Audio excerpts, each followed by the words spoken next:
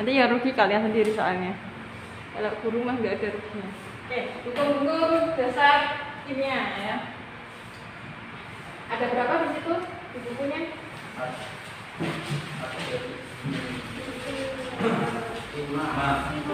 Halaman 41 ya tadi ya? Ya, halaman 41.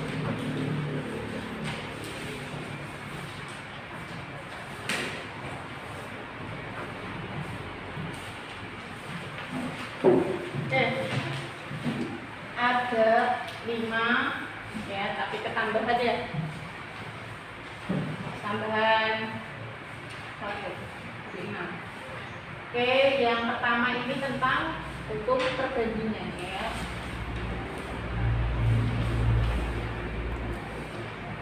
Yang kedua ada hukum gas. Hukum gas itu masih nanti dibagi jadi 2. Ada hukum yang pertama, hukum Lavoisier atau hukum kekekalan massa. Ya, ini penemunya Lavoisier. Bacanya, tulisannya Lavoisier, ya, tapi bacanya gimana? Lavoisier. Yang kedua ada hukum hukum perbandingan tetap atau penemunya siapa? Ross ya.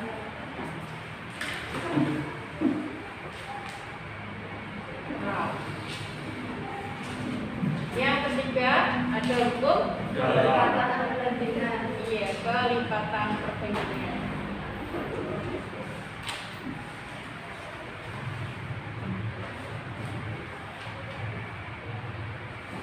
Ini jauh ya. Hukum gas ada gas ideal. Dulu waktu SMP pernah ketemu gas ideal PV sama dengan NRT. Pernah ya dengar rumus PV sama dengan NRT? Nah, yang kedua ada hukum ini mirip sama fisika ya. Weierstrass tentang perbandingan volume. Kemudian yang ketiga ada hukum Avogadro. Jadi 6 ini ingat-ingat ya. Oke, kemudian yang pertama ini hukum kekekalan massa dari Lavoisier. Apa nih bunyinya hukum kekekalan massa?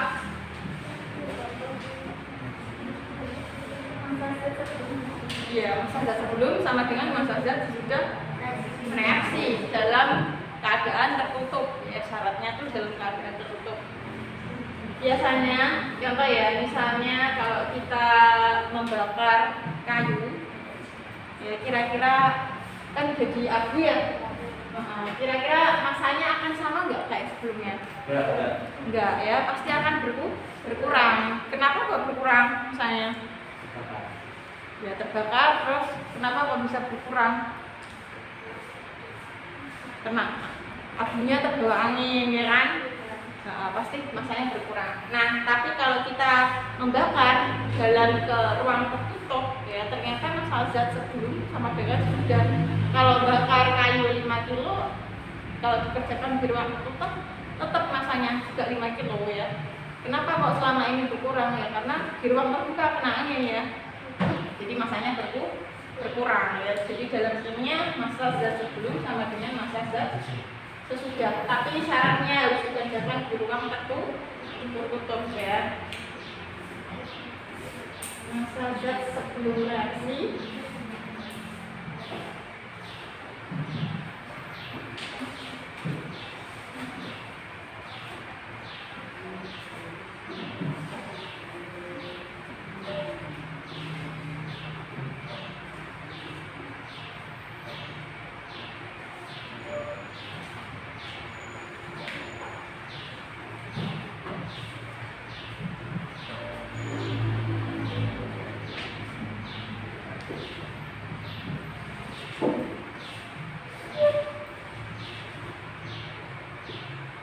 dalam ruang tertutup ya. Contoh ini misalnya saya punya C direaksikan dengan oksigen menghasilkan CO2. Nah, di sini misalnya 16, di sini 4. Nah, kan massa zat sebelum sama dengan massa zat sesudah ya. Berarti kalau 16 tambah 4 gram berapa?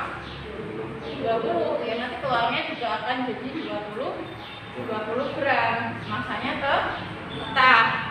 Nih, contoh lagi, misal saya punya nitrogen ditambah hidrogen, ini sama menghasilkan NH3. Ini misalnya saya punya 4 gram. Di sini berapa?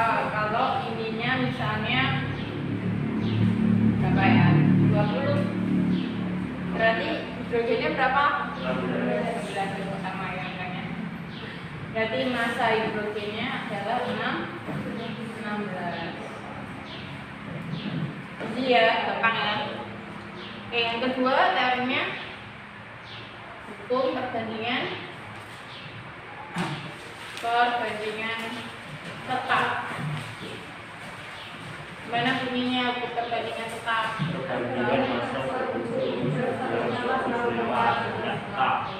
Iya.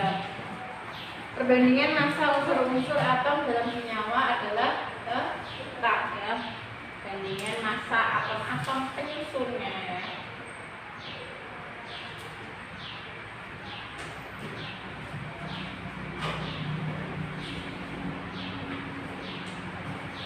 Unsur atom-atom penyusun senyawa adalah tetap ya.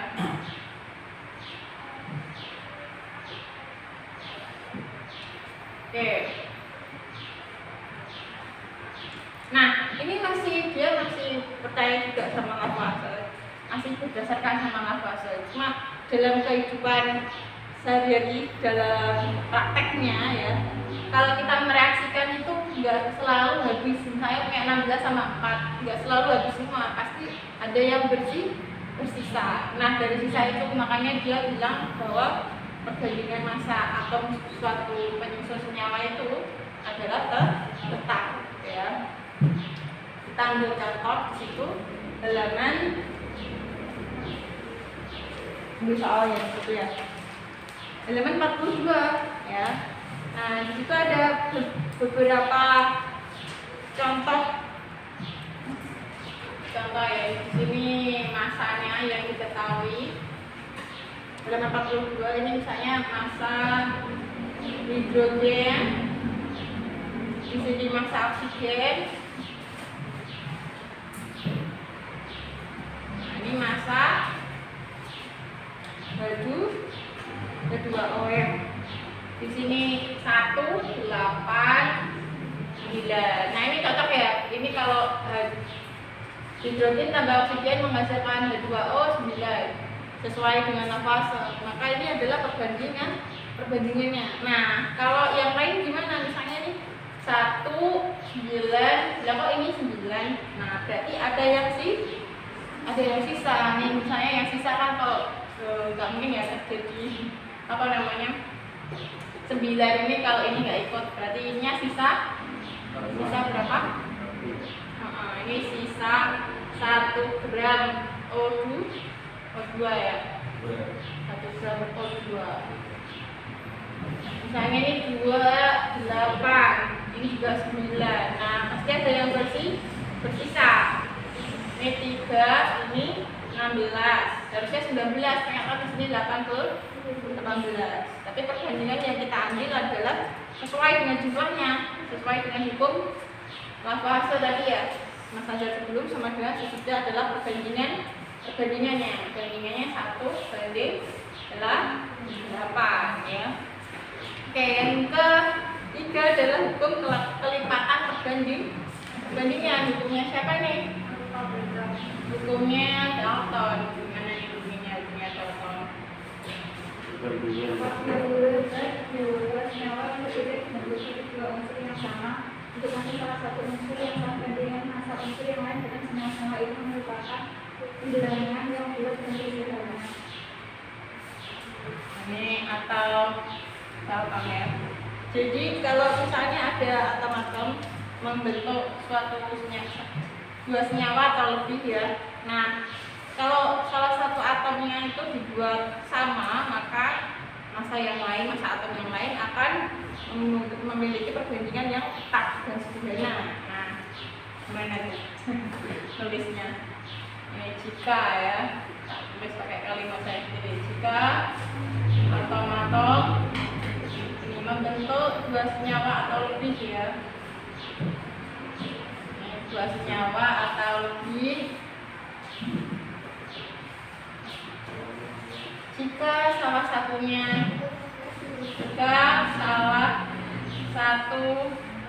atom dibuat sama, maka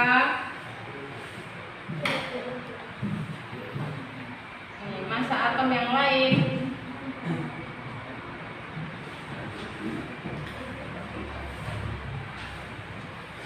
membentuk bilangan bulat dan sederhana ya.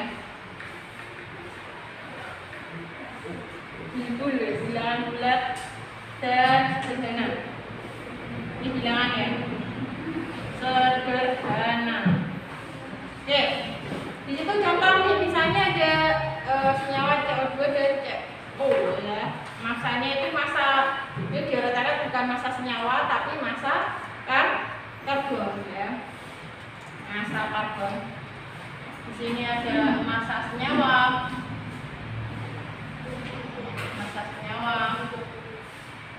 Ini CO, ini CO2 ya. Terus ini massa karbon ya. Karbon itu C. Ini massa oksigen, massa oksigen.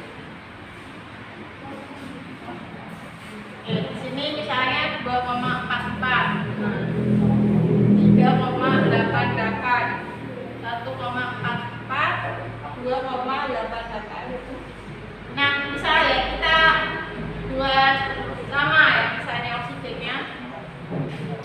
Ini kita buat sama berarti menjadi sejenisnya. Misalnya 1,44 kita bikin jadi satu kan berarti menjadi 1,44. Nah, di sini karena dibuat 1,4 di sini juga 1,44. Di sini 2,88, 2,88. Ini kan satu juga. Kita ambil, kita tahu perbandingannya berapa nih berarti 2,44 dikali 1,44 banding 3,88 per 2,88. Kira-kira berapa ini? Kalau dikali 1,44 kan dikali 2 kan 2,88 ya? Berarti kita kalikan 2,88 masing-masing ya. Ini dikali 2,88 kan 2 kali 2,44 berarti berapa nih? 4,88. Ini 2,88 dibagi 2,88 1 ya, dikali 3,88. Nah, ini perbandingannya berapa berarti?